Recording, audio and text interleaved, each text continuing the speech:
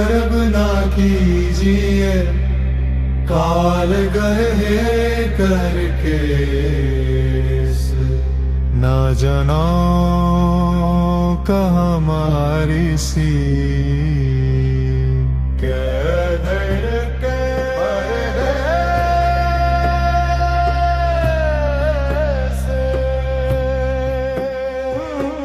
कबीर परमात्मा कहते हैं कि इंसान को अपनी किसी भी चीज का गर्व यानी घमंड नहीं करना चाहिए। यहां पता नहीं अगले ही पल में काल क्या कर दे और कहां ले जाकर मार दे। आज हम आपको ऐसे ही दो तपस्वियों की कहानी दिखाने जा रहे हैं जिनको अपने तप का अहंकार हो गया था। इसी अहंकार की वजह से उन्हें गज और ग्राह बनकर महाकष्ट उठाना पड़ा और अंत में भगत की रक्षा करने के लिए पूर्ण शक्ति कबीर परमात्मा जी को ही आना पड़ा। एक जंगल में हाहा हुहू नाम के दो तपस्वी तप कर रहे थे। उन दोनों में अपने अपने तप का अभिमान हो जाता है। देखो भाई, जितना तप मैंने किया है ना, उतना शायद ही किसी ने किया होगा। अरे रहने भी दो, तुमने क्या तप किया है? असली तप तो मैंने किया है। मेरी तपस्या की शक्ति तुमसे कहीं ज्यादा है। क्या कहा? तुमसे ज्यादा शक्ति मेरे अंदर है। तो फिर फैसला कर लेते हैं। चलो किसी देवता से पूछ लेते हैं। चलो, आज पता चल ही जाएगा। चलो इंद्रदेव के पास चलते हैं, वही हमारा फैसला करेंगे। चलो चलते हैं इंद्रलोक।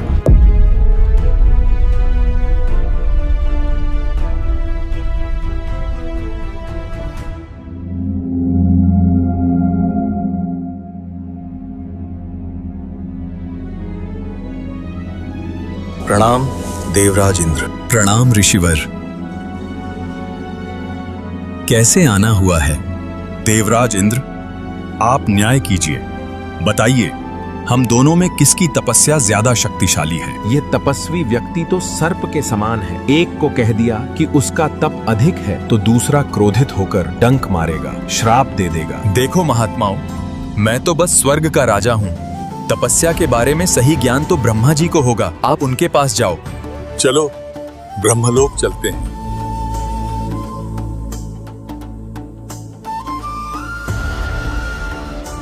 प्रणाम ब्रह्मदेव प्रभु। प्रणाम ऋषियों। कैसे आना हुआ आपका?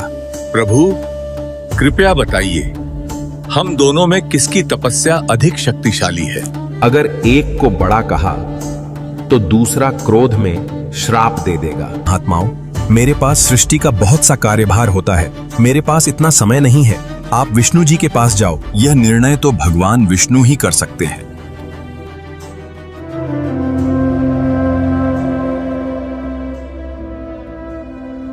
प्रणाम प्रभु। प्रणाम तपस्वियों। आपका कैसे पधारना हुआ? आप फैसला कर दीजिए, हम दोनों में किसका तप अधिक है? दोनों में से एक का तप तो कम बताना ही पड़ेगा। तपस्वी सर्प के समान होते हैं, कहीं श्राप ना दे दें। इनसे पीछा छुड़वाना चाहिए। तपस्या के विषय में सबसे बड़े ज्ञानी तो भगवान शिव हैं।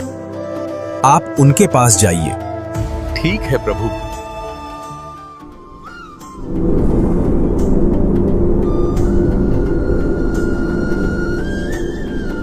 प्रणाम महादेव। प्रणाम ऋषियों। शिवलोक में आपका कैसे आना हुआ? हम में से किसका तप ज्यादा है महादेव?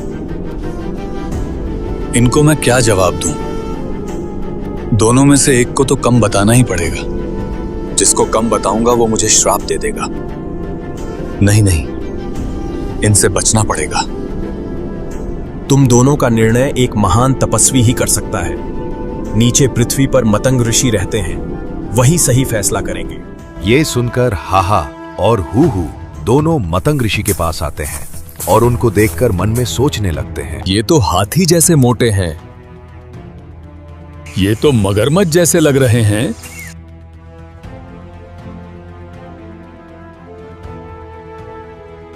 हे ऋषिवर, हमारा न्याय कीजिए। हम में से किसका तप ज्यादा है? फैसला तुम खुद ही कर लाए और खुद ही करो। आप कह रहे थे कि ये हाथी सा पड़ा है और आप कह रहे थे कि ये मगरमच्छ सा पड़ा है। अहंकार और अपमान, यही तुम्हारी तपस्या का फल है। तुम में से एक हाथी बनेगा और दूसरा मगरमच्छ। मतंग ऋषि के श्राप के कारण दोनों तपस्वियों की वही मृत्यु हो गई। कुछ समय बाद एक ने हाथी के रूप में जन्म लिया और दूसरे ने मगरमच्छ के रूप में।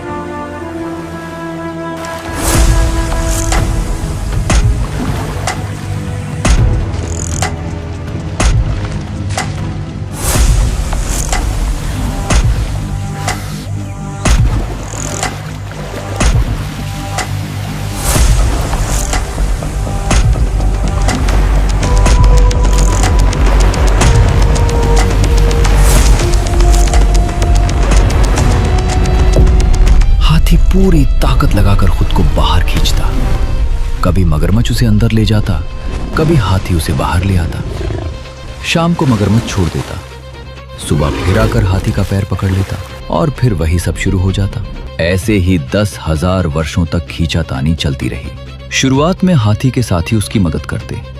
वे आसपास से केले के पेड़ तोड़कर लाते और हाथी को खिलाते, जिससे वो अपनी ताकत बनाए रखता। लेकिन समय बीतता गया, जंगल के सारे फल खत्म हो गए।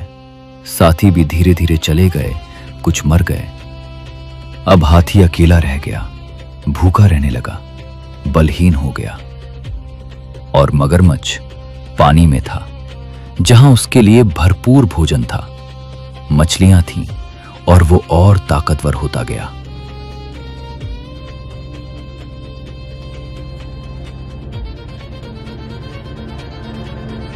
अब उसने हाथी को पूरी ताकत से खींचना शुरू किया। खींचते हाथी पूरा पानी में चला गया, बस उसकी सूंड बाहर रह गई।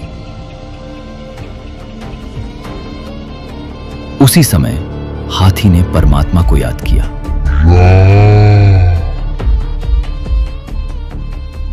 मन तू पावेगा अपना किया रे, भोगेगा अपना किया रे।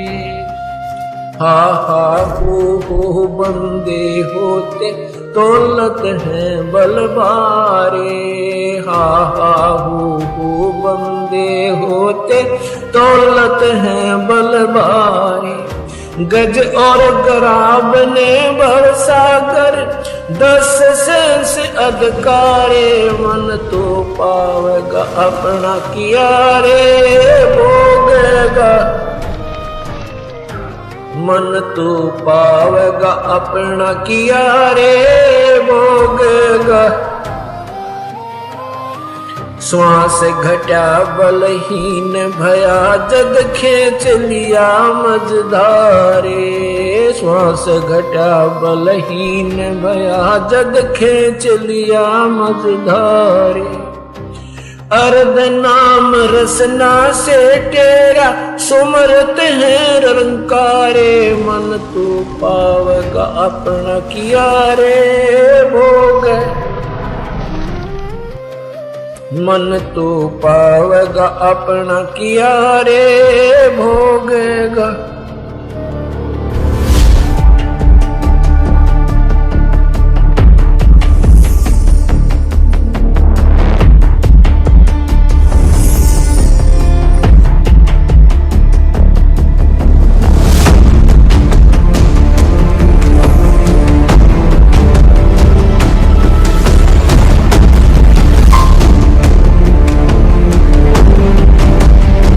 चल हाथी, छोड़ ये शरीर, तुझे स्वर्ग भेज देता हूं।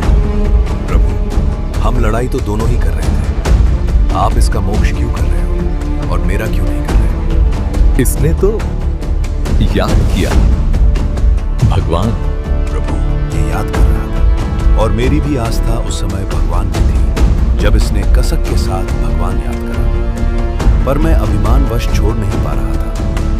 आपकी याद मुझे भी इतनी आ रही थी। लेकिन अभिमान मत किया करो। जिसकी जितनी भक्ति है उसी का प्रयोग करो।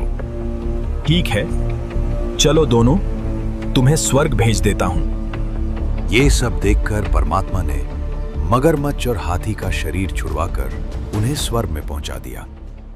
कहने का भाव ये है कि कसक के साथ जो ज्ञान सुनाता है और उतने ही लगन के साथ श्रोता सुनता है, दोनों को बराबर लाभ होता है। तब भगवान ने कहा ठीक है भाई, चल तुम्हें स्वर्ग भेज देता हूँ, लेकिन ये पंगा फिर मत पाइयो, अभिमान मत कराया करो। जिसकी जितनी भक्ति अपना प्रयोग कर तन्ने के पहलवान पकड़ना था, यहाँ पर अंडे के धक्के खांदे के दुरुक्ति करवा ली तुमने। तो कहने का भाव ये है पुण्यात्माओं, दास जो आपको बताना चाह रहा था वहीं घुमा कर लाया है कि जैसे इन पहला तो अपना अंग आजमाया, मैं शक्तिशाली मनु खींच ले जाऊंगा और वो नो को इसने डबो का मार दूंगा। आखिर में इन्होंने भी मालिक को याद किया और जब इनका फैसला हुआ तो आपको दास यही संदेश देना चाहता है कि जो तुम स्वयं अपने प्रयत्न से धनी बनना चाहते हो कभी नहीं बन सकते, और ये संस्कारों का फैसला भी नहीं हो सकता। आप परमात्मा को याद करो, बिरान माटी करवा के उस सगन याद करने पड़ेंगे, पहले क्यों ना कर ले। तो इस प्रकार आप भक्ति करो, आपका मोक्ष होगा। बोलो सतगुरुदेव की।